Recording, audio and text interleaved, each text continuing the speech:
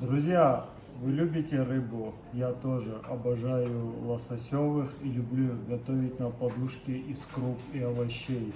Я делаю небольшой конвертик, заправляю туда крупы, я люблю очень чечевицу, допустим, красную, и добавляю туда разных овощей. Это может быть брокколи, это может быть бамия. Это все перемешивается, сверху выкладывается филе и все запекается в духовке. Это один из моих любимейших рецептов. Приходите на наши курсы на тему рыба, и мы вместе с вами приготовим невероятную рыбу.